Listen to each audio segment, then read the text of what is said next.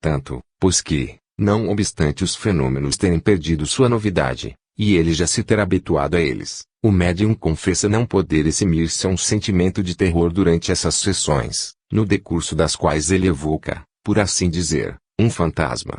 Ele espera assim, algumas vezes fumando seu cigarro durante 2, 3, 5 minutos, às vezes 10, mesmo durante uma meia hora, mas, de ordinário, se as condições são favoráveis, não mais de 2 minutos. As condições dependem principalmente do estado do tempo. Se o dia é claro, sereno, ele trabalha sem interrupção. Tal seria uma máquina elétrica que funcionasse melhor com um tempo favorável. Um tempo tempestuoso produz perturbação, e, quanto mais violenta é a tempestade, tanto mais se acentua a perturbação. Quando o tempo é inteiramente mau, a sessão fica adiada. Depois de se ter conservado a mesa durante o tempo preciso, segundo as circunstâncias, o senhor perde gradualmente os sentidos, e é nesse estado que escreve durante uma meia hora ou uma hora. Aconteceu-lhe certo dia escrever durante 1 hora e meia. O fato único de que o médium se recorda, passado o estado de transe, e a visão de Dickens que volta de cada vez, o escritor, diz ele está sentado a seu lado, com a cabeça apoiada nas mãos, imerso em profunda meditação, com expressão séria, um pouco melancólica, no rosto, não diz uma palavra, mas lança às vezes sobre o médium um olhar penetrante e sugestivo. Oh! Que olhar! Essas recordações ocorrem ao médium da mesma maneira que um sonho que se acaba de ter, como uma coisa real, mas ao mesmo tempo intangível. Para indicar que a sessão está terminada, Dickens pousa de cada vez sua mão fria e pesada sobre a do médium. Nas primeiras sessões, esse contacto provocava da parte do senhor exclamações de terror, e, ainda nesse momento, ele não pode falar nisso sem estremecer. Esse contacto fazia-o sair de seu estado de transe, porém de ordinário lhe era preciso o auxílio de uma terceira pessoa para levantar suas mãos da mesa, a qual elas estavam por assim dizer aderentes por uma força magnética. Readquirindo os sentidos, ele vê, esparsas pelo soalho, as tiras escritas durante essa sessão. Essas tiras não são numeradas, de maneira que o senhor é obrigado a classificá-las segundo o texto. Durante algum tempo, depois dessas sessões, o médium sentia uma dor muito intensa no peito, mas não era de longa duração, e são as únicas consequências desagradáveis que ficavam das sessões. O nervosismo extremo de que ele sofria, antes do desenvolvimento de suas faculdades mediúnicas, deixou completamente. Jamais foi ele tão robusto. Podem-se ler outros pormenores na página 375 do Spiritualist de 1873 e página 26 de 1874, onde o Sr. Harrison, pessoa muito competente nessas matérias, assim se exprime, e difícil admitir que o gênio e o senso artístico com que esse escrito está marcado e que tem tanta semelhança com o gênio e com o senso artístico de Charles Dickens tenham induzido seu autor, qualquer que ele seja, a só se apresentar ao mundo como hábil falsificador. Em um livro intitulado Essays from Tieunsen, Delivered of Timothy of W.Z., A Sensitive, Unrecorded ttp Londres, 1885, Ensaios sobre o Mundo Invisível, proferidos pela boca de W.Z., um sensitivo, e recolhidas por ATTP, encontrar-se-á igualmente uma série de comunicações atribuídas a diversas personagens históricas, filósofos, teólogos, etc., feitas pela boca de um operário que só conhecia as coisas de seu estado, só tendo apenas a instrução ordinária, das pessoas de sua classe, e que as transmitia em estado sonambúlico, sem pausa nem hesitação, tão rapidamente que o autor da obra tinha dificuldade em escrevê-las em estenografia. Poder-se-á objetar que esses diversos casos não apresentam provas suficientes, porque não excluem a possibilidade de um trabalho preparatório ou de uma falsificação sagaz, mas eis outros exemplos, nos quais se trata de comunicações que apresentam o mérito de terem sido recebidas sem delonga e de improviso, em resposta a perguntas inesperadas. O Sr. J. P. Barcas, FGS de Newcastle, a quem tenho o prazer de conhecer pessoalmente, bem como a médium de quem se vai tratar, publicou no Lid, 1885, pags. 85 e seguintes, uma série de artigos sob este título, Respostas improvisadas a assuntos científicos, por uma médium, mulher de educação comum, e lemos, em 1875, fui convidado a fazer parte de uma série de sessões que deviam realizar-se no aposento modesto de uma senhora moça, médium não profissional, que mora em Newcastle-on-Tyne. Todas as perguntas eram inscritas em um caderno no mesmo instante de serem enunciadas, e a médium escrevia as respostas ali, imediatamente. Todos esses cadernos estão em meu poder, e ponho-os à disposição das pessoas que desejarem vê-los. Eis o problema principal que se apresenta nesse caso. Uma mulher de instrução comum deu respostas a diversos assuntos científicos cuidadosamente elaborados no decurso de 37 noites, prolongando-se a sessão por 3 horas de cada vez. Essas respostas são tais, que provavelmente não se encontra um homem na Inglaterra que pudesse fazer outro tanto, isto é, dar respostas tão precisas, nas mesmas condições, a todos os assuntos que foram apresentados. Um relatório circunstanciado dessas sessões, uma autobiografia da médium, assim como exemplos dessas perguntas com as respostas, acham-se na Psychological Review de 1878, t. 1, pag. 215. Não se deve perder de vista que a médium é uma senhora de instrução medíocre, que estava rodeada de pessoas que a observavam com atenção, que as perguntas eram inscritas e lidas em alta voz, durante a sessão, que as respostas eram escritas pela mão da médium nesse mesmo caderno, muito rapidamente, que eram improvisadas, sem a mínima correção ulterior. Também não se deve esquecer de que essas perguntas referiam-se a diversos assuntos científicos e outros geralmente pouco familiares às mulheres, que a médium, como ela própria o confessa, é completamente ignorante nessas matérias, que escrevia automaticamente, sem se preocupar se suas respostas eram exatas. As pessoas que a conhecem intimamente garantem que ela nunca teve predileção pelas ciências, e que nunca tinha lido livros científicos. As perguntas eram em grande parte escritas pelo Sr. Barkas, sem que nenhum dos assistentes as conhecesse. A médium escrevia em estado de vigília às escuras. Dentre as perguntas feitas, escolherei algumas que foram traduzidas, a pedido meu, por músicos de profissão. Pergunta: de que maneira a percepção do som chega à nossa consciência? Resposta: e um assunto muito controverso. Sabes sem dúvida que o som, assim como a luz e o calor, é o resultado de um movimento vibratório, e que é devido à vibração das moléculas aéreas. O que chamas amplitude vibratória nada mais é do que a excursão total do movimento de vai-vem, ou da oscilação dessas moléculas de ar, de onde resulta a formação de uma onda sonora que se propaga sucessivamente. Essa onda atinge a concha da orelha, que a conduz à membrana do tímpano, cuja vibração é transmitida às extremidades do nervo auditivo. É assim que a sensação do som chega finalmente ao sensório. P. Porque dois sons idênticos podem fazer silêncio, ao passo que dois sons não idênticos não produzem esse resultado. R. Porque duas ondas sonoras idênticas e de sentido oposto, encontrando-se, aniquilam reciprocamente seu movimento vibratório. Toma em cada mão um diapasão igual, percute esses diapasões com igual força e apoia seus ramos sobre dois ângulos de uma mesa. Verás então as duas ondas, caminhando uma para a outra, absorverem-se reciprocamente por seus ápices. Estas experiências merecem muito que as façam. P. Que diferença há entre os harmônicos de um tubo aberto de 8 pés e os de um tubo fechado de 4 pés? R. Nos tubos abertos, o primeiro nó vibratório acha-se no meio. O primeiro harmônico superior se formará pois a igual distância entre esse primeiro nó e a abertura do tubo. Os outros achar-se-ão distâncias correspondentes a 1,4, 1,6, 1,8, 1,10. Nos tubos fechados, a extremidade forma um nó que corresponde ao que se encontra no centro de um tubo aberto. A onda sonora refletida forma um primeiro nó a uma distância, da extremidade, igual a 1,3. Outros nós se seguem em intervalos de 1,5, 1,7, 1,9, etc. Lid, 1875, página 128.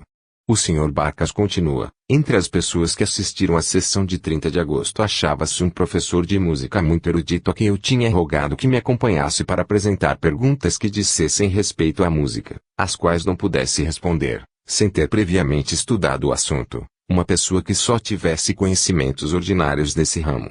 O professor apresentou as perguntas na ordem em que elas se seguem, eu as inscrevi no caderno, e, depois de ter sido feita a leitura delas em voz alta, a médium começava a dar-lhes a resposta rapidamente. Apresento aqui a reprodução textual das perguntas e respostas. Não sou assaz competente para dizer se essas respostas são ou não exatas, mas, certamente estão em relação com as perguntas dificílimas feitas, e não creio que um músico dentre 5 me pudesse dar-as tão bem, nas mesmas condições. Efetivamente ainda não encontrei músico que tenha podido responder a essas perguntas tão rapidamente e tão bem. Não encontrei dentre eles muitos que as tivessem compreendido bem, segundo o sentido das respostas que lhes foram dadas.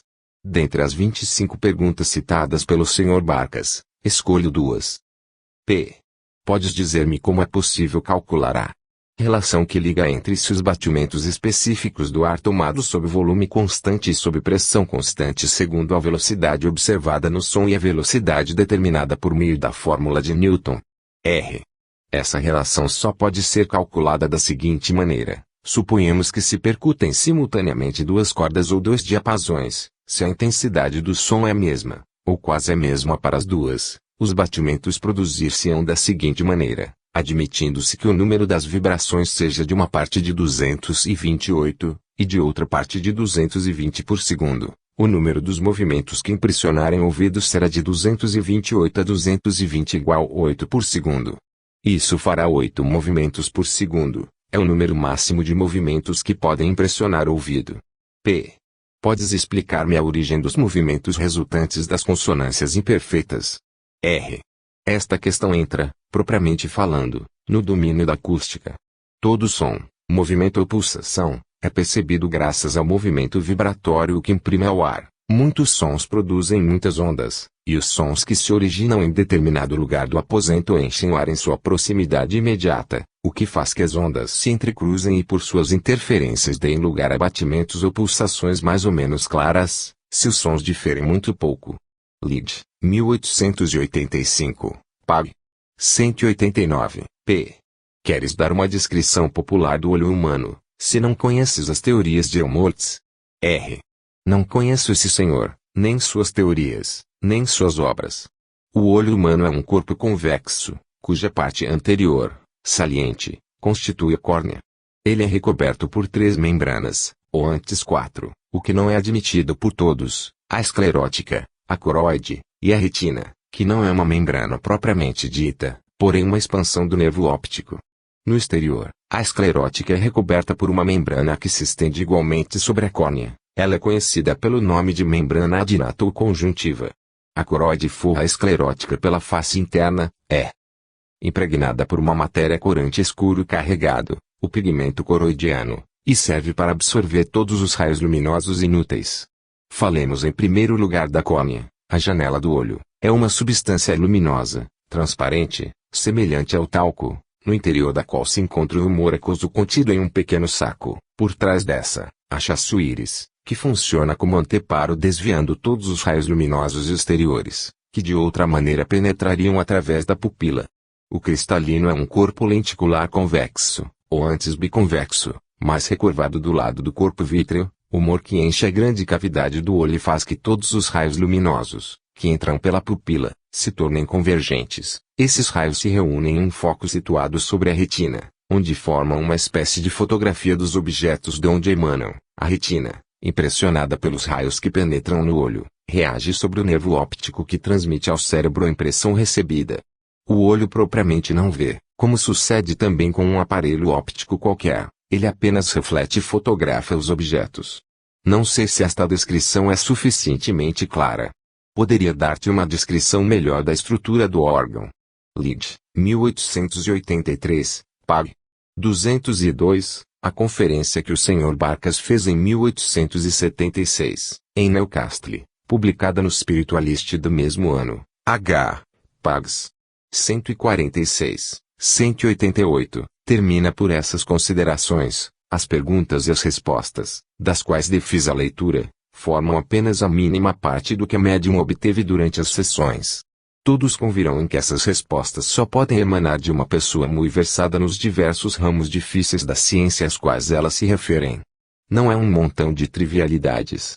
Pelo contrário, essas respostas vão ao fim das perguntas, e mesmo adiante. Além dessas respostas sucintas dadas a perguntas formuladas acerca de diversos assuntos, a médium obteve tratados completos sobre o calor, a luz, a fisiologia das plantas, a eletricidade, o magnetismo, a anatomia do corpo humano, e pode-se dizer que cada um desses tratados faria honra a um adepto da ciência. Todos esses tratados são improvisos, executados sem a mínima hesitação e aparentemente sem estudo preparatório. Durante todo o tempo das sessões a médium parecia estar em seu estado normal. Essa senhora conversava conosco durante todo o tempo e respondia com ar inteiramente natural quando lhe dirigiam a palavra, em matéria de simples conversa. A influência oculta que a dominava só se traía no movimento automático da mão. Atesto que concebi e apresentei, eu mesmo, a maior parte das perguntas, que a médium não podia, por conseguinte, ter conhecimento delas previamente. Além de mim mesmo, nenhum dos assistentes conhecia o seu conteúdo. Essas perguntas foram apresentadas frequentemente sem premeditação, e as respostas foram escritas pela médium. À nossa vista, ter-lhe-ia sido materialmente impossível munir-se de antemão de informações quaisquer acerca das respostas a dar. Acrescentarei que ela nunca recebeu um penny de remuneração por todas as horas, sem pelo menos, que consagrou com tanto desinteresse ao estudo de seus notáveis fenômenos mediúnicos. A Sociedade de Pesquisas Psíquicas de Londres, a cuja atenção essas experiências foram recomendadas, negou-lhes todo o valor em consequência de um certo número de erros que as respostas continham. Os erros são sempre possíveis e o Sr. Barkas não apresentou essas respostas como espécimes de infalibilidade científica. O interesse principal dessas experiências não se baseia nisso. Admitamos mesmo que 50% dessas respostas não estejam isentas de inexatidões. E a crítica publicada no Jornal da Sociedade não menciona mais de uma dúzia delas, ficaria ainda por explicar a origem das outras respostas, não criticadas, cujo número se eleva a mais de 100. Segundo essa crítica, tudo se explicaria por uma excelente memória para os termos técnicos, pela leitura de um artigo de muitos anos passados, acerca da acústica, e de qualquer manual popular moderno. Está aí mais um exemplo dessa crítica fácil que se sai de embaraços apelando para a fraude. O escritor nem sequer se preocupa em explicar essa escolha estranha de um tratado antigo. Seria talvez para melhor pôr em relevo a individualidade invisível que inspirou essas respostas à médium. Porém, nesse caso, uma palavra inconsiderada tirada de um manual moderno, teria feito trair a fonte facilmente. Segundo o Sr. Atman, é nas misteriosas operações da leitura cerebral que é preciso procurar a explicação desses fatos. Esse argumento é mais sério, certamente, que o do crítico inglês, pelo que me apressei em escrever ao Sr. Barkas para pedir-lhe algumas explicações, com a intenção de examinar se a hipótese do Sr. Atman pode ser aplicada no caso que se apresenta. Ele me mandou a carta seguinte: Newcastle on Tyne, 8 de fevereiro de 1888. O senhor pergunta-me em primeiro lugar se eu mesmo estava no caso de responder de maneira tão precisa, quanto a médium o fez, as perguntas de física que eu lhe dirigi. Em seguida, deseja saber além de que pontos as respostas recebidas por intervenção da médium não poderiam mais ser consideradas um efeito da leitura cerebral. No que diz respeito à física, devo dizer que eu poderia responder a um certo número das perguntas apresentadas à médium, porém menos bem do que ela o fez, tratando de certas especialidades. Eu não teria recorrido, naquela época, a uma fraseologia tão técnica e precisa. Isso diz respeito mais particularmente à descrição do cérebro e da estrutura do sistema nervoso, à circulação do sangue, à estrutura e funcionamento dos órgãos da vista e do ouvido. As respostas recebidas pela médium eram, em geral, notavelmente superiores aos meus conhecimentos científicos de então, e são superiores às que eu poderia dar atualmente, isto é, depois de 12 anos, se eu tivesse de escrevê-las sem me preparar de antemão para isso.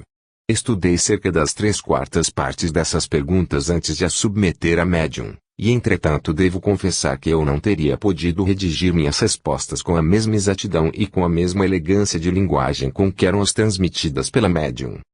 Essas respostas contêm muitos termos técnicos que certamente eu não teria tido a lembrança de empregar, por falta de uso. De outro lado, há naquelas respostas expressões que me eram totalmente desconhecidas, por exemplo a expressão membrana adinata, para designar a conjuntiva. Aliás, eu só encontrei um único médico aqui que conhecia esse termo. Compreendo toda a dificuldade que tenho em informá-la de maneira muito satisfatória sobre os pormenores que lhe interessam, visto que sou obrigado a tratar de minha sinceridade e a fazer alusões a meu apreço individual para juizar do que eu sabia e do que não sabia na época em que se fizeram as sessões. Posso, entretanto, afirmar sob palavra que eu não estava no caso de responder, de modo tão minucioso, a grande parte das perguntas de física que eu apresentara sem tê-las comunicado, desde o princípio, a outras pessoas, e havia ali centenas de perguntas nas quais eu não teria podido responder absolutamente. E exato que eu não teria sabido responder às perguntas sobre música. Realizaram-se 3 sessões consagradas às ciências musicais, foi as 2 últimas que assisti o professor de música. Na primeira, fui eu quem apresentou todas as perguntas. 2 dias antes, eu tinha pedido encarecidamente a um dentre meus amigos, perito em matéria musical, que mais formulasse, e não tentei compreendê-las sequer, apresentei-as a médium, que escreveu imediatamente, sem a mínima hesitação, as respostas que o senhor leu, e ainda outras. Nenhum só músico se achava naquela sessão. A própria médium só tinha noções muito elementares de música. Nas outras 2 sessões, a maioria das perguntas que tratavam de crítica musical foram apresentadas pelo professor de música. Fui eu quem apresentou as outras, eu as tinha obtido de alguns músicos dentre meus amigos. Parece-me que, dentre as respostas dadas às perguntas do professor, algumas não combinavam com as suas opiniões. Quanto às que se referem às perguntas apresentadas por mim, eu ignorava então se eram ou não exatas. Eu ficaria bem satisfeito em conhecer, ao menos um só caso bem averiguado, de um sensitivo e letrado que, sem ser mesmerizado, tivesse respondido por escrito, em estilo correto e científico, a perguntas acerca de música e de ciência, por meio da leitura de pensamentos ou pela ação da vontade exercida por um sábio ou por um músico vivo. Desejaria que o Sr. Atman tentasse a experiência e que submetesse essas mesmas perguntas a um de seus sensitivos, mesmerizados ou não. Seria preciso ainda, para que a experiência fosse leal e valiosa, que o sensitivo lesse não só no espírito do magnetizador, porém ainda no das pessoas estranhas com as quais não estivesse em relação magnética. Pede-me o Senhor que indique as perguntas às quais nem eu nem nenhum dos assistentes teríamos podido responder na primeira das sessões consagradas à música. Nenhuma das pessoas presentes era capaz de dar uma resposta coerente. Ninguém do mesmo modo teria podido responder a perguntas de química, de anatomia, as que diziam respeito ao olho, ao ouvido, à circulação do sangue, ao cérebro, ao sistema nervoso e a muitas outras, relacionadas com as ciências físicas. À exceção do Sr. Bell, que tinha algumas noções de química prática, mas não se exprimia com facilidade, e de mim, que conhecia rudimentos da física, as pessoas que assistiam às sessões eram absolutamente alheias a essas matérias.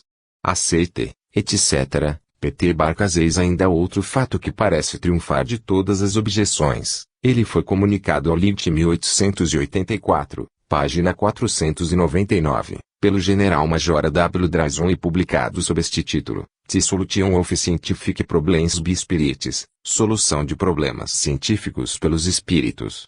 Eis aqui a sua tradução, tendo recebido do Sr. George Stock uma carta em que me perguntava se eu podia citar, ao menos um exemplo, em que um espírito, ou um que o pretendesse ser, tivesse resolvido, durante uma sessão, um desses problemas científicos que preocuparam os sábios do século passado. Tenho a honra de comunicar-lhe o fato seguinte, do qual fui testemunha ocular. Em 1781, William Herschel descobriu o planeta Urano e seus satélites. Observou que esses satélites, ao contrário de todos os outros satélites do Sistema Solar, percorrem suas órbitas de Oriente para Ocidente. J. F. Herschel diz em seus esboços astronômicos: as órbitas desses satélites apresentam particularidades completamente inesperadas e excepcionais, contrárias às leis gerais que regem os corpos do Sistema Solar. Os planos de suas órbitas são quase perpendiculares eclíptica, fazendo um ângulo de 70 graus 58, e eles os percorrem com movimento retrógrado, isto é, sua revolução em roda do centro de seu planeta efetua-se de este a oeste, ao invés de seguir o sentido inverso. Quando Laplace emitiu a teoria de que o Sol e todos os planetas se formaram à custa de uma matéria nebulosa, esses satélites eram um enigma para ele. O almirante Smith menciona em seu ciclo celeste, que o movimento desses satélites, com surpresa de todos os astrônomos, é retrógrado, ao contrário do movimento de todos os outros corpos observados até então. Na Galeria of Nature, disse do mesmo modo que os satélites de Urano descrevem sua órbita de este a oeste, anomalia estranha que faz exceção no Sistema Solar. Todas as obras sobre astronomia, publicadas antes de 1860, contêm o mesmo raciocínio a respeito dos satélites de Urano. Por meu lado, não encontrei explicação alguma a essa particularidade. Para mim, era um mistério do mesmo modo que para os escritores que citei. Em 1858, eu tinha como hóspede, em minha casa, uma senhora que era médium, e organizamos sessões cotidianas. Certa noite ela me disse que via a meu lado uma pessoa que pretendia ter sido astrônomo durante sua vida terrestre. Perguntei a essa personagem se estava mais adiantada presentemente do que durante sua vida terrestre. Muito mais, respondeu ela. Tive a lembrança de apresentar a esse pretendido espírito uma pergunta a fim de experimentar seus conhecimentos. Podes dizer? Perguntei-lhe, por que os satélites de Urano fazem sua revolução de este para oeste e não de oeste para este? Recebi imediatamente a resposta seguinte: os satélites de Urano não percorrem sua órbita de oriente para ocidente, eles giram em roda de seu planeta, de ocidente para oriente, no mesmo sentido em que a Lua gira em roda da Terra. O erro provém de que o polo sul de Urano estava voltado para a Terra no momento da descoberta desse planeta, do mesmo modo que o Sol, visto do hemisfério austral, parece fazer o seu percurso cotidiano da direita para a esquerda e não da esquerda para a direita. Os satélites de Urano moviam-se da esquerda para a direita, o que não quer dizer que eles percorram sua órbita de oriente para o ocidente. Em resposta a outra pergunta que apresentei, meu interlocutor acrescentou: enquanto o polo sul de Urano estava voltado para a Terra, para um observador terrestre parecia que os satélites se deslocavam da esquerda para a direita, e concluiu-se daí, por erro, que eles se dirigiam do oriente para o ocidente. Esse estado de coisas durou cerca de 42 anos. Quando o polo norte de Urano está voltado para a Terra, seus satélites percorrem o trajeto da direita para a esquerda, e sempre do ocidente para o oriente. Em seguida perguntei como tinha sucedido não se ter reconhecido o erro 42 anos depois da descoberta do planeta Urano por W. Herschel. Responderam-me: e por quê? Eis a regra, os homens não fazem mais do que repetir o que disseram as autoridades que os precederam, deslumbrados pelos resultados obtidos por seus predecessores, não se dão ao trabalho de refletir. Guiado por essa informação comecei a resolver o problema geometricamente, e apercebi-me de que a explicação respectiva era exatíssima, e a solução muito simples. Por conseguinte, escrevi sobre essa questão um tratado que foi publicado nas Memórias do Ensino Real de Artilharia, em 1859. Em 1862, dei essa mesma explicação do pretendido enigma em uma pequena obra sobre a astronomia, como conceitos intiáveis olhar pelos céus, mas a influência da opinião autorizadas é tão funesta, que só em nossos dias os escritores que se ocupam de astronomia começam a reconhecer que o mistério dos satélites de Urano deve ser atribuído à posição do eixo desse planeta.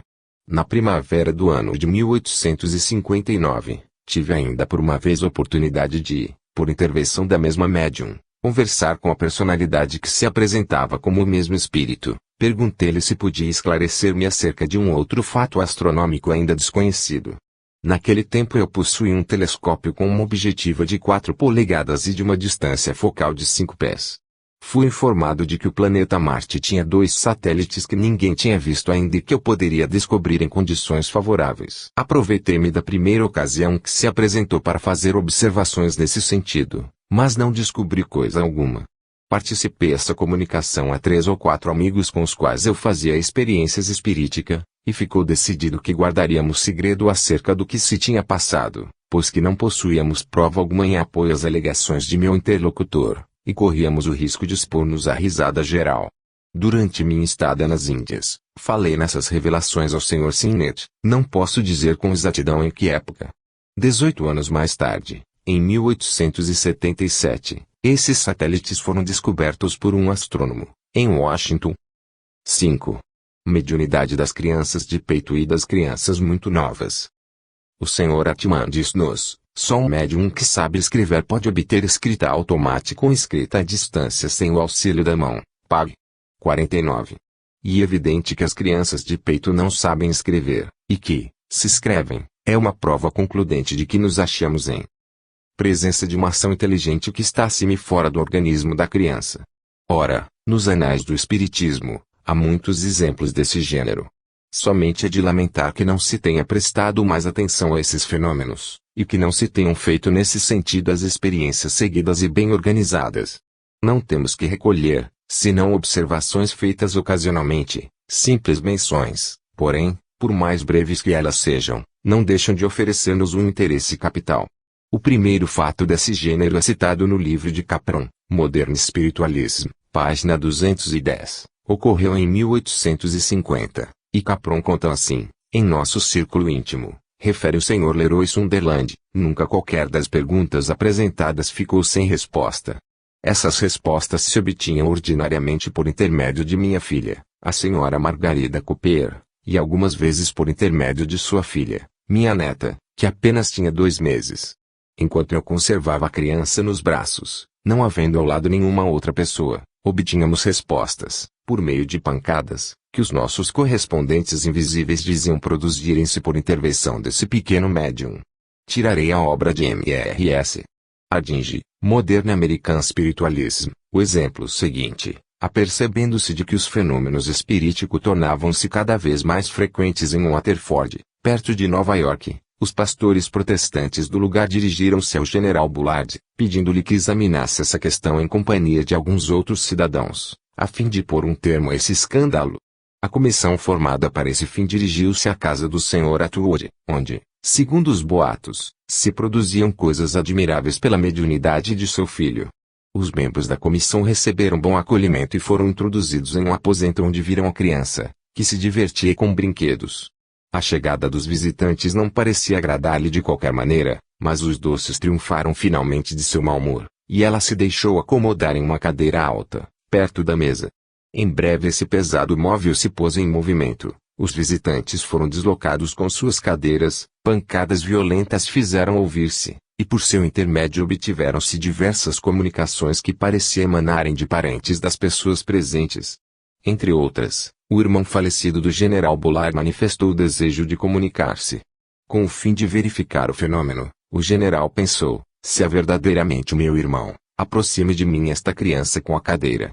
Qual não foi sua surpresa e a de todos os assistentes, quando a cadeira na qual estava a criança defronte do general, na outra extremidade da mesa, foi levantada com a criança, e, fazendo meia volta, colocou-se suavemente a seu lado. O general era o único a compreender o sentido daquele ato, e, com grande confusão dos membros da comissão, ele exclamou, sob o impulso de um sentimento irresistível, juro que tudo isso é verdadeiro.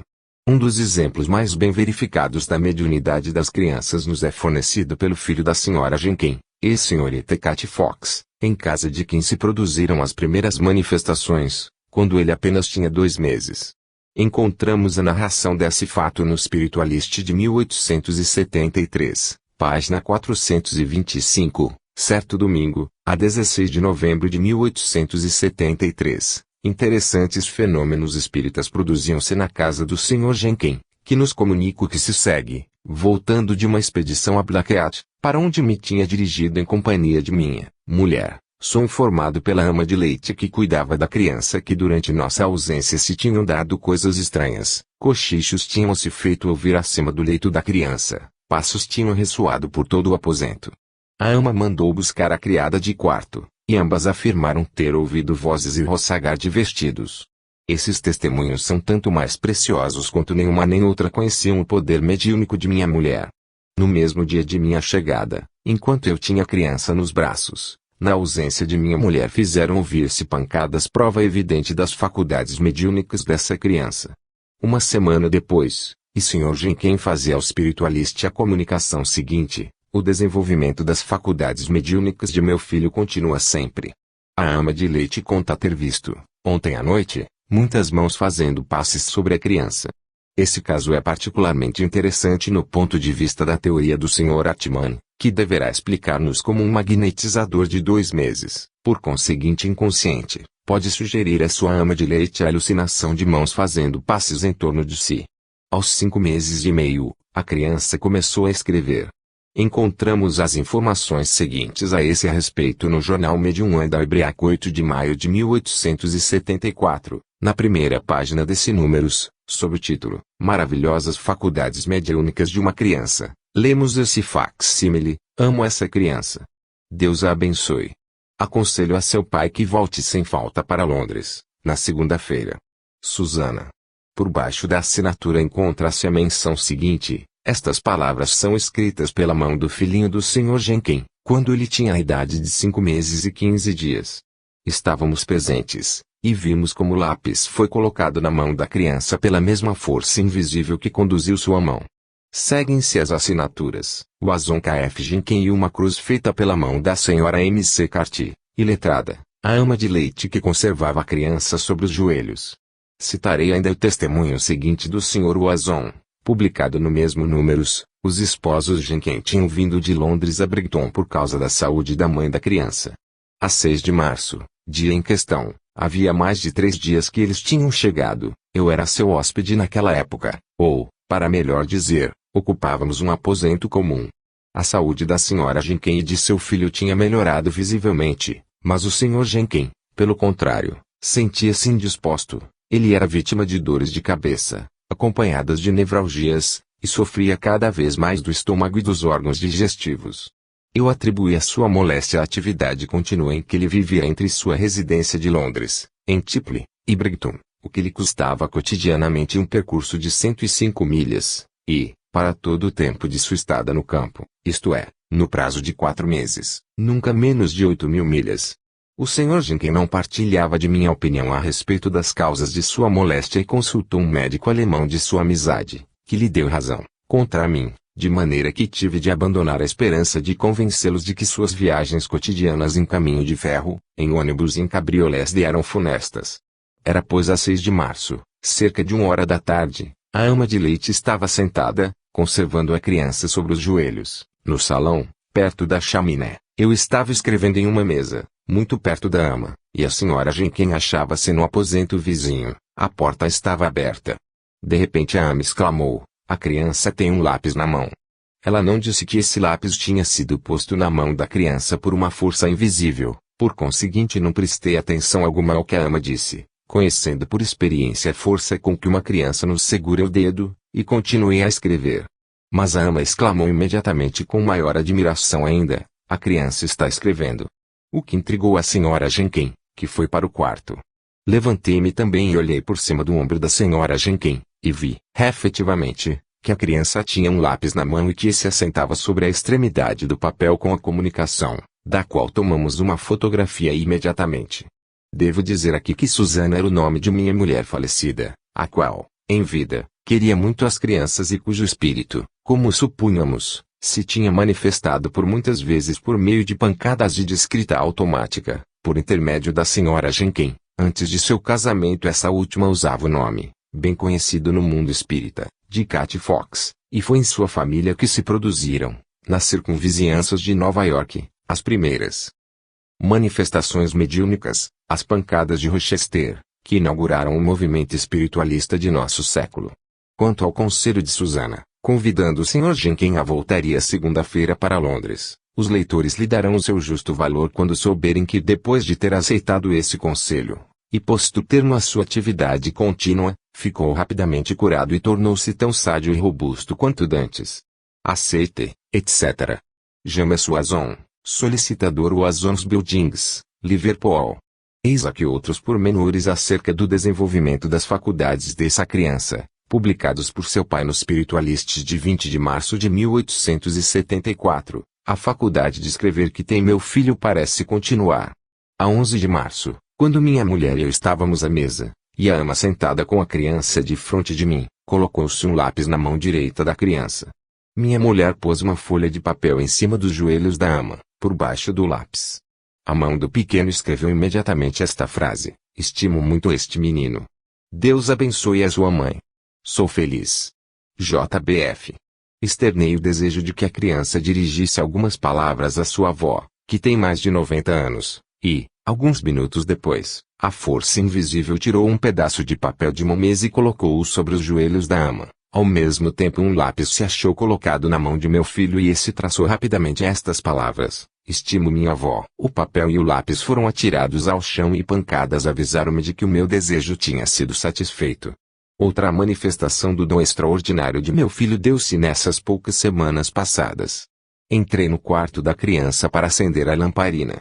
Aproximando-me do leito, notei que a sua cabeça estava rodeada por uma auréola que envolveu em pouco tempo todo o seu corpo, lançado reflexo sobre a colcha e lençol do leito. Soaram pancadas, soletrando: "Vede a auréola."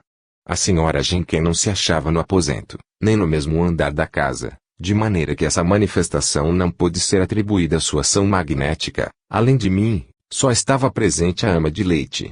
Um estudo acerca do desenvolvimento da mediunidade dessa criança, com circunstanciada narração desse último caso, apareceu no Psychic Study em 1875, páginas 158 a 163.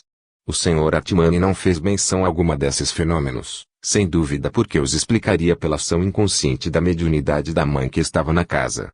Mas, do conjunto dos fenômenos relatados anteriormente e recapitulados nas páginas 159 e 160 do Psychic Study e que reproduzi aqui em parte, segundo as fontes primitivas dos que se produziram na ausência da mãe de todos aqueles que vou citar mais adiante, resulta que somente a mediunidade da criança estava em ação. Assim lemos, 3 meses mais tarde, uma nova comunicação do Sr. Jenkins Spiritualist, 1874, 1, página 310. Veja-se também o Medium, 1874, pág. 408. A faculdade de escrever não desaparece na criança. Em uma dessas últimas noites, notei que seus olhos tinham um brilho particular, conforme o movimento de suas mãos. A mãe compreendeu que ela devia escrever. Preparam-lhe uma grande folha de papel que ela encheu completamente com uma longa comunicação, da qual não lhe dou somente parte, em razão de seu caráter privado. Uma outra vez, ela escreveu uma comunicação muito breve, abaixo da qual assinou suas iniciais, TLJ. Nessa tarde minha mulher estava ausente. Enquanto eu brincava com meu filho que se distraía em puxar minha corrente de ouro, ouvi brandamente dar pancadas que soletraram comunicações, testemunhando a presença constante dos mesmos seres que nos rodeiam sempre e agem sobre nós por meios ainda incompreensíveis. Minha mulher disse-me que lhe é preciso às vezes empregar uma resistência enérgica para impedir seu filho de escrever e que ela preferiria pôr-se em oposição com os seres ocultos do que comprometer a saúde de seu filho. Que dirá o Sr. Atman do caso seguinte? Na noite de 2 de fevereiro de 1874, o Sr. e a Sra. Jenkins faziam uma sessão com o Sr. Watson, no salão. A Sra. Jenkins teve de repente um desejo invencível de ir ver seu filho. No quadrilátero que separava o salão do aposento da criança, ela avistou uma figura humana que ia ao seu encontro conduzindo a criança nos braços. Trêmula de emoção, recebeu-a, e no mesmo momento o fantasma desapareceu. O Sr. e a Sra. Jenkins entraram no quarto da criança, onde encontraram a ama dormindo em sua cama e ignorando completamente o que se tinha passado. Medium, 1874, 8 de maio, páginas 167 e 290. Mais tarde, em 1875, o Sr. Jenkins comunica ao Spiritualist 13 de agosto, pág. 75, a noite passada, o pequeno Fred foi retirado do berço, transportado através do quarto e colocado nos braços da mãe com tanta precaução, que as nossas exclamações de surpresa nem sequer perturbaram seu sono. A comunicação seguinte nos foi transmitida por pancadas, retiramo-lo para o livrar da influência nociva de forças estranhas. O Sr. Atman dirá talvez que esse efeito foi produzido pela força nervosa da médium, a mãe. Seria um bizarro capricho da parte de uma mãe. Do conjunto dos fatos que cito aqui resulta indubitavelmente que o pequeno Jenkins era o instrumento de outras forças a não ser a influência inconsciente de sua própria mãe. Para estabelecer este fato, são bastantes as pancadas dadas na ausência de sua mãe. O pai não era médium absolutamente. De outro lado, porque a força nervosa da mãe teria escolhido por instrumento seu próprio filho, um recém-nascido, quando essa força nervosa não deixava de produzir as mesmas manifestações pelo organismo da mãe. Esta suposição é tanto mais fundada, quanto a mãe se opunha, com todas as forças, ao desenvolvimento das faculdades mediúnicas de seu filho, com o receio legítimo de que elas podiam prejudicar-lhe a saúde. Citarei ainda alguns exemplos de crianças médiums, porque eles são tão raros quão preciosos. A neta do barão Seymour Kirkup escreveu na idade de 9 dias, eis a carta que o barão dirigiu, a esse respeito, ao Sr. J. Jenkins. Minha filha era médium na idade de 2 anos, atualmente ela tem 21 anos, sua filha escrevia automaticamente quando tinha 9 dias apenas. Conservei as comunicações escritas por ela, e mandei-lhe uma fotografia dessa escrita. Sua mãe deu à luz no 7º mês, e a criança era muito pequena. A mãe segurava com a mão, em cima de um travesseiro, tendo na outra mão um livro sobre o qual tinha colocado uma folha de papel. Não se sabe por que meio o lápis foi ter a mão da criança. O certo é que Valentina, é seu nome, conserva o filme em seu pequeno punho. A princípio ela escreveu as iniciais de seus 4 guias, RDJ, depois do que o lápis caiu. Eu estava persuadido de que ela tinha acabado, Mas minha filha Hemogênesis exclamou, ela tem o lápis de novo. Então a criança traçou as palavras seguintes, com escrita incerta, por cima das letras já escritas, non mutare questa, é com acento grave do O na prova, fai cosa ti abbiamo detto, adio. Não alteres coisa alguma, é uma boa prova, faze o que te dissemos, adeus, verá isso na fotografia. Redigi igualmente uma minuta que lhe mando.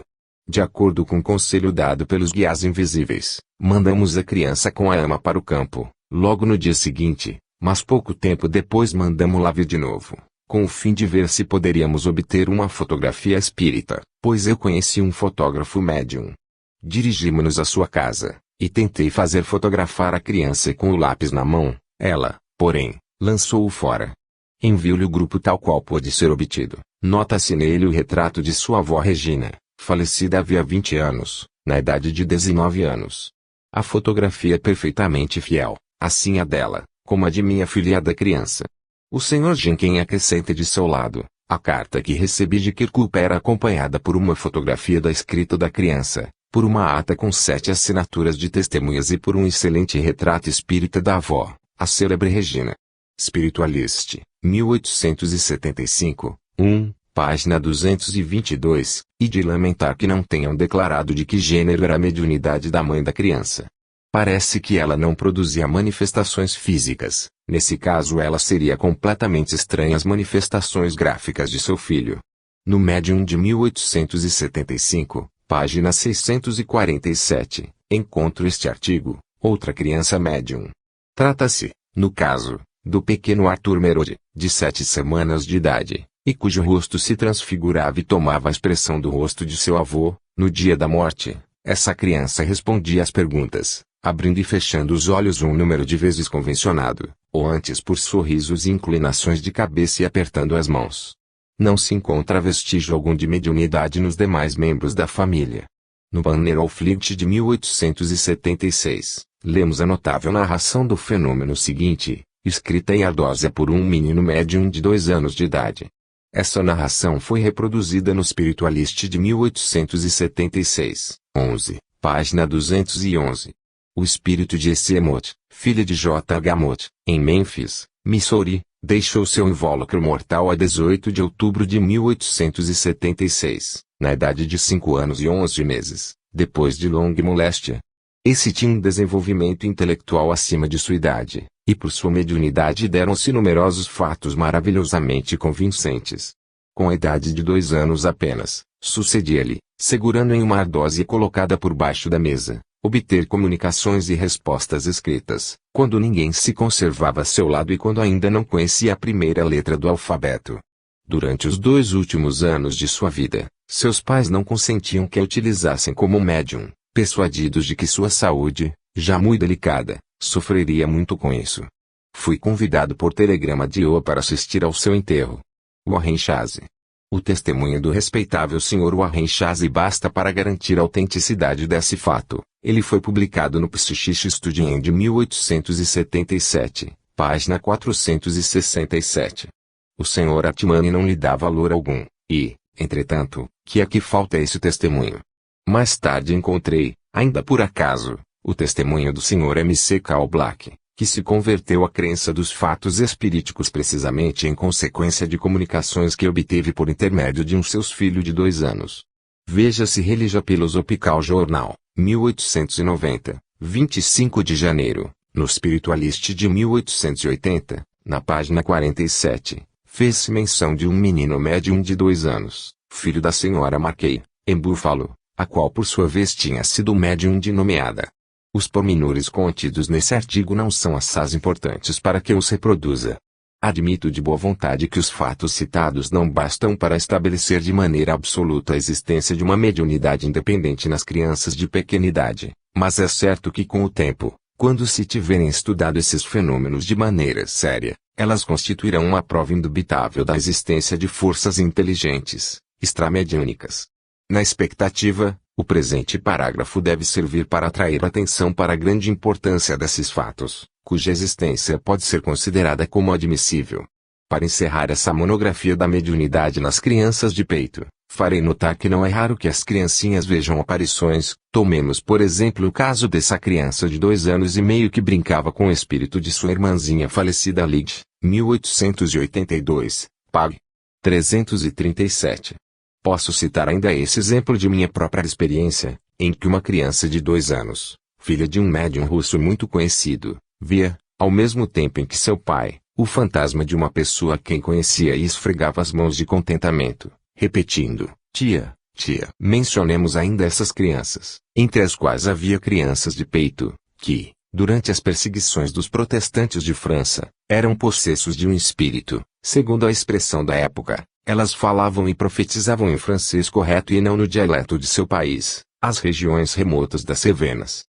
Uma testemunha ocular desses acontecimentos, João Vernet, refere que viu uma criança de 13 meses, falar distintamente o francês e com uma voz muito forte para sua idade, não podendo ainda andar absolutamente e nunca tendo pronunciado uma única palavra. Ela se conservava deitada em seu berço, bem envolta em faixas, e pregava as obras de humildade, em um estado de arrebatamento, do mesmo modo que outras crianças, que o Sr. Vernet tinha visto. V. de Figuier, História do Maravilhoso, 1860, 11, pags. 267, 401, 402 e Os Fanáticos das Cevenas, por Eugênio Bunemeri. O Sr. Figuier diz, a circunstância de exprimirem-se os inspirados em seu delírio sempre em francês, língua desusada em seus campos, é muito notável. Ela era o resultado dessa exaltação momentânea das faculdades intelectuais que constituem um dos caracteres da moléstia dos convulsionários das Cevenas. Como vamos vê-lo, de acordo nesse ponto com os senhores Hartmann e Nemoser, a exaltação das faculdades intelectuais não pode fornecer explicação a semelhante fenômeno. 6. Médiuns falando línguas que lhes são desconhecidas. Abordamos uma categoria de fatos que provam de maneira absoluta, em minha opinião, que se dão manifestações de caráter intelectual mais elevado do que o do médium e cuja fonte se acha fora desse último. A definição que o Sr. Hartmann dá desses fenômenos não está de acordo com a realidade. Ele diz que é o dom das línguas, verificado nas primeiras comunidades cristãs, não é mais do que uma linguagem inconsciente no êxtase religioso. Espiritismo, pág. 29, e no mesmo sentido que se devem compreender essas palavras, certos médiuns manifestam, no decurso de suas transfigurações mímicas, o dom de falar línguas, pág. 87. Mas apesar de todas as faculdades maravilhosas que o Sr. Hartmann atribui à consciência sonambúlica, ele não lhe concede o dom das línguas senão nos limites da faculdade de repetir sons, palavras e frases em línguas estrangeiras, ouvidos anteriormente, mas aos quais o médium não prestou atenção alguma. S. Pág. 60. Em outro lugar ele diz, os sonâmbulos podem pronunciar e escrever palavras e frases em línguas que não compreendem. Se o magnetizador ou outra pessoa qualquer, posta em relação com eles, pronunciam essas palavras e essas frases mentalmente, com o intuito de lhes sugerir, os sonâmbulos chegam até a compreender-lhes o sentido, contanto que a pessoa que lhes transmite a sugestão compreenda e aposse-se dele enquanto aquele pronuncia a mensagem, quer em voz alta, quer mentalmente. Tem-se a prova disso no fato de os sonâmbulos darem respostas coerentes, em uma língua que lhes é familiar, a perguntas que lhes são apresentadas em língua desconhecida, mas que as respostas só são dadas quando a pergunta é feita em língua desconhecida ao interrogante. Pág. 66. Por conseguinte, no fundo, esse fato não passa de uma leitura do pensamento, ou antes, como diz o Sr. Hartmann, um caso de transmissão do pensamento espiritualizado, ibidem. Nesse caso o Sr. Hartmann tem toda a razão. Nunca um sonâmbulo falou em uma língua que não conhecia. O Sr. Nemoser verificou do mesmo modo em seu livro Magnetismo Stuttgart, 1853. E, de acordo com Eschenmayer, ele considera a opinião contrária uma quimera. Pág. 27. Eis seu raciocínio, admitindo mesmo que os sonâmbulos possam penetrar em uma língua que lhes é desconhecida, da mesma maneira que podem penetrar nas ideias de outrem. Não se poderia, em todos os casos, atribuir a essa faculdade senão a percepção do conteúdo e do sentido dessa língua e não a forma da enunciação, pois que essa última é toda convencional, isto é, estabelecida pelo uso, e necessita um estudo prévio. O falar é uma arte técnica, da mesma maneira que o tocar um instrumento de música. E aquele que não se adestrou na aplicação de Uma língua qualquer, ainda mesmo de maneira rudimentar, esse não poderá sequer repetir essa linguagem e ainda menos falar essa língua, da mesma maneira que não poderia repetir um trecho de música se não desenvolveu essa faculdade pelo estudo. Um músico genial criará novas obras, reterá talvez os trechos que tiver ouvido uma só vez, mas não poderá reproduzi-los senão à sua maneira, em seu próprio instrumento. Sucede o mesmo com as línguas. Os órgãos do falar são instrumentos que devem ser exercitados para o uso geral e especialmente para cada língua. Pags 451 e 452. Assim, pois, se acharia demonstrada, segundo o Sr. Atman, a impossibilidade para um sonâmbulo de falar uma língua que não conhece, ou de fazer música, sem conhecer quer essa língua, quer a música. E entretanto no espiritismo os fatos dessa natureza são muito conhecidos. Citaremos em primeiro lugar um testemunho indiscutível, o do juiz Edmondes, que observou esse fenômeno em sua própria família, na pessoa de sua filha Laura. No prefácio do segundo volume de sua obra intitulada Espiritualismo, publicada em 1855, encontramos informações interessantes acerca do desenvolvimento das faculdades mediúnicas de sua filha, que ele ainda não mencionava naquela época. Era uma jovem que havia recebido uma boa educação, uma católica fervorosa. A igreja lhe ensinava que não desse crédito algum ao espiritismo, e ela se recusava a assistir a essas manifestações, se bem que elas se renovassem frequentemente em sua vizinhança. A casa em que morava acabou por tornar-se o que se chama mal-assombrada.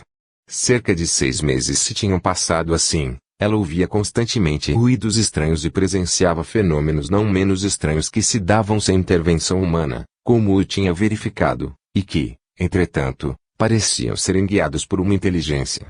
Sua curiosidade foi despertada e ela começou a frequentar as sessões. Em pouco tempo viu quanto bastava para ficar convencida da presença de um agente inteligente e tornou-se médium por sua vez. Há cerca de 1 ano que o fato se deu. Depois, sua mediunidade atravessou diversas fases. Eu acompanhava tudo isso com o maior interesse. No começo, tinha estremecimentos convulsivos. Pouco tempo depois, escrevia automaticamente, isto é, independentemente da vontade sem ter consciência do que escrevia. Dotada de vontade tenaz, podia a qualquer momento interromper a sessão. Depois, tornou-se médium falante. Não caía em transe como muitas outras, isto é, no estado passivo. Pelo contrário, tinha consciência de tudo o que dizia e de tudo o que se passava ao redor de si. Depois começou a falar diferentes línguas. Ela não conhece nenhuma outra língua a não ser a materna e o francês, tanto quanto conseguiu aprender no colégio, e entretanto falou 9 ou 10 línguas, algumas vezes durante 1 hora, com facilidade e bem-estar perfeitos. Estrangeiros puderam conversar por seu intermédio com seus amigos falecidos, na língua deles. Deu-se o fato seguinte: um de meus hóspedes, um grego, tinha tido algumas sessões com ela, no decurso das quais ele conversava em língua grega, durante muitas horas, e obtinha por ela respostas quer em grego, quer em inglês. E entretanto, até aquela ocasião, ela nunca tinha ouvido pronunciar uma única palavra em neogrego. Na mesma época desenvolveram-se suas faculdades musicais. Sucedia-lhe frequentemente cantar em diversas línguas, italiana, indiana, alemã, polaca, e na atualidade canta frequentemente em sua língua materna, improvisando as palavras e a música. É preciso dizer que a melodia é particularmente bela e original e que as palavras são de um sentimento muito elevado. Página 45. Mais tarde, em 1858, o Sr. Edmondes publicou uma série de tratados, Spiritual Tracts, cujo texto tem por título Falar em Línguas Desconhecidas, no qual ele dá mais amplos pormenores acerca dessa forma da mediunidade de sua filha. Ele não oculta o nome da moça e fala acerca de muitos outros casos análogos. O Spiritual Tracts, número 10, contém cartas publicadas pelo Sr. Edmondes em 1859, no New York Tribune, e cuja 8ª é intitulada, Ao Falar em Línguas Desconhecidas ao Médium. Nessa carta ele cita mais de 50 exemplos desse fato. Publiquei todas essas cartas em língua alemã, em 1873, em uma brochura, O Espiritismo Americano. Pesquisas do juiz Edmondes. Encontram-se aí numerosos pormenores dos quais reproduzo aqui os mais notáveis, porque dou grande importância a esse gênero de fenômenos. O Sr. Atman passou-os em silêncio, da mesma maneira que a moldagem de formas materializadas. Comecemos pelos fatos observados pelo próprio Sr. Edmondes. Certa noite, conta ele, vi chegar à minha casa uma jovem, vinda dos estados de Este. Tinha vindo a Nova York para tentar fortuna, receber a educação em uma escola primária. Era médium e servia às manifestações de uma personagem